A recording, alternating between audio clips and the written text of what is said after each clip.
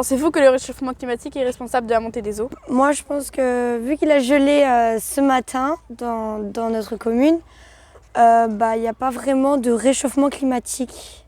Je pense que la fonte de la banquise n'est pas responsable de la hausse des océans. J'ai vu en cours qu'il y a peu de particules de CO2 dans l'atmosphère, donc pour moi ça ne peut pas être la cause du réchauffement climatique. Alors, fake news ou vérité scientifique? Aujourd'hui, nous allons répondre à cette fake news. Vu qu'il gèle, la Terre ne se réchauffe pas. La météo se prévoit sur une courte durée. Sur les sites de météo, par exemple, il y a des prévisions pour l'heure prochaine. Le climat est basé sur une longue durée. C'est un temps auquel on peut s'attendre dans quelques années. La météo est donc basée sur une courte durée, contrairement au climat.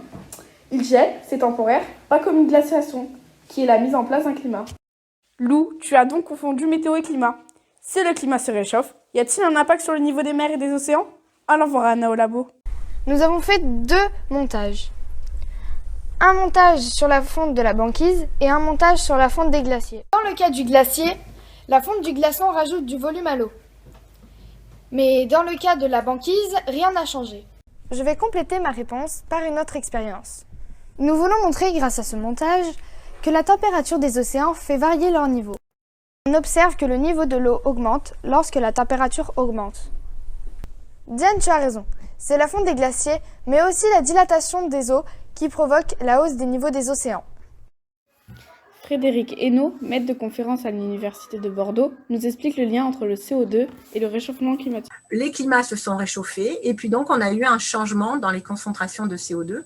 Vous voyez qui est finalement pas si important que ça, qui est seulement de 80 parties par million, alors que maintenant on est déjà à 400 parties par million et ça c'est arrivé en 100 ans. Allez, grand maximum 150 ans si on met que le début de l'ère industrielle, elle se situe en 1850, donc au milieu du 19e siècle. C'est énorme en fait 400 ppm de CO2 dans l'atmosphère. Ça change tout, puisqu'on l'a vu, entre seulement un écart de 200 à 280, il peut faire très très froid sur Terre ou au contraire très chaud. D'accord. On a bien compris que le climat se réchauffe, ce qui entraîne la hausse de la montée du niveau des eaux.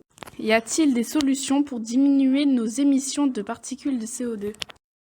On peut agir les uns et les autres pour essayer d'en émettre moins. Et donc, ça passe par différentes choses. Prendre le vélo plutôt que de la voiture ou l'avion, manger moins de viande, des choses comme ça qui sont très consommatrices de CO2. Et vous, que proposez-vous pour diminuer votre empreinte carbone? On peut utiliser des énergies renouvelables comme le biocarburant, les éoliennes, les panneaux solaires et la géothermie. Je peux aussi consommer local et utiliser du papier ou du carton recyclé. Pour diminuer les gaz à effet de serre, je vais utiliser mon vélo ou des transports en commun dès que possible.